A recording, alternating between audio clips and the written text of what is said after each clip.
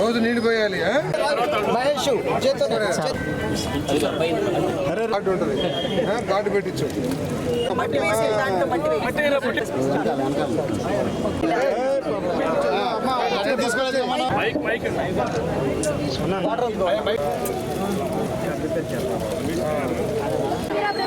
నేను నా పరిసరాల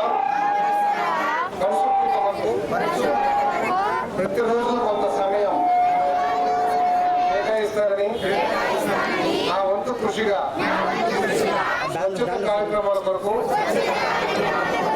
శ్రమదానం చేసి పరిశుభ్ర ఆంధ్రప్రదేశ్ సాధించే సంకల్పానికి కట్టుబడి ఉంటారని ఈరోజు పరిశుభ్రత గురించి నేను వేసిన ఈ ముందడుగు ప్రకృతి పచ్చదనం యొక్క ప్రాముఖ్యతను ఆ చెట్టు మళ్ళీ కాయలు కాసే వరకు మీరే బాధ్యత. ఓకే,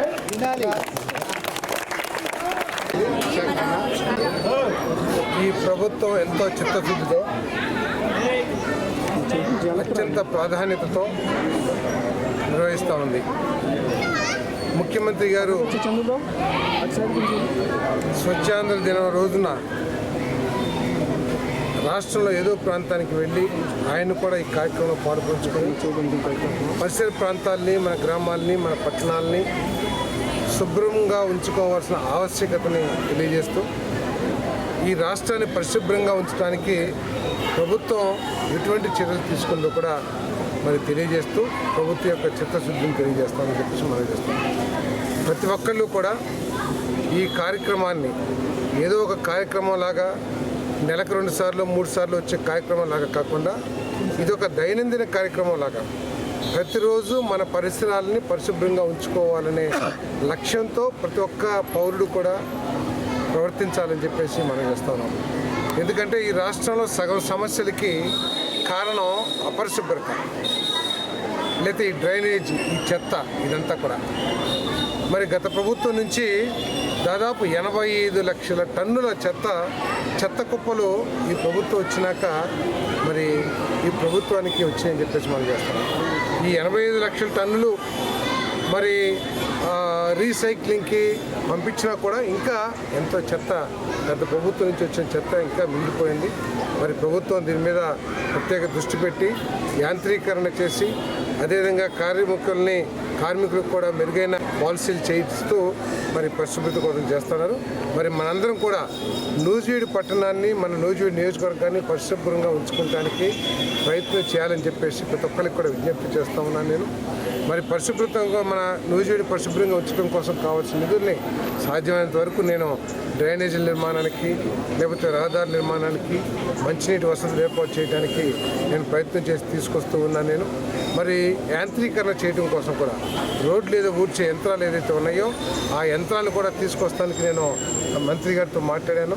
వారు 50% సబ్సిడీ మీద ఇస్తాము, 50% మీరు బ్యాంక్ లోన్ తీసుకోండి మున్సిపాలిటీ తరఫున, మిషన్తో చేస్తే ఇంకా పరిశుభ్రంగా ఉంటాయని చెప్పి ఆ ప్రయత్నం కూడా చేస్తానని చెప్పేసి మనం చేస్తాను. మరొక కార్యక్రమం ఈరోజు మరి చెక్స్. నిజంగా ఈ రాష్ట్రంలో ప్రతి ఒక్కళ్ళు కూడా మరి చంద్రబాబు నాయుడు గారికి మనస్ఫూర్తిగా నమస్కారాలతో ధన్యవాదాలు తెలియజేయాల్సిన అవసరం ఉంది. ఎందుకంటే గత 5 సంవత్సరాల్లో ₹1 కూడా రాని CMRF నిధులు ఈరోజు కొన్ని వందల కోట్ల రూపాయలు రాష్ట్ర వ్యాప్తంగా, 6 కోట్ల రూపాయలు కేవలం నూజివీడు నియోజకవర్గానికి ఇచ్చిన ఘనత ఈ కూటమి ప్రభుత్వాన్ని, మా ప్రీత ముఖ్యమంత్రి చంద్రబాబు నాయుడు గారిదని చెప్పేసి కూడా నేను తెలియజేస్తామన్నా. నేను అదేవిధంగా అభివృద్ధికి కూడా అనేక నిధులు తీసుకొచ్చాం. భవిష్యత్ పరిస్థితుల పట్ల మన తెలుగువారికి ఉన్నంత అవగాహన ఎవరికి తీసిపోని విధంగా ఉంది. రాష్ట్రంలో ఏం జరుగుతుంది, ప్రభుత్వం ఏం ఆలోచిస్తుంది, ప్రతిపక్షం ఏం మాట్లాడుతుంది, అన్నీ కూడా వీళ్ళందరూ కూడా తెలుసు. ఈ ప్రభుత్వం ఒక సబ్ కమిటీని ఏర్పాటు చేసి ఆ కమిటీలో వివిధ డిమాండ్, రాష్ట్ర వ్యాప్తంగా ఉన్న వివిధ డిమాండ్లని, ఉదాహరణకి మన నూజివీడు నియోజకవర్గం ఉంది, ఇక్కడ ప్రజల ఆకాంక్షలు నా ప్రయత్నం ఎన్టీఆర్ జిల్లాలో కానీ కృష్ణా జిల్లాలో కానీ కలపాలి. అదేవిధంగా కైకలూరు నియోజకవర్గ ప్రజల ఆకాంక్షలు కృష్ణా జిల్లాలో కలపాలి చేస్తుంది.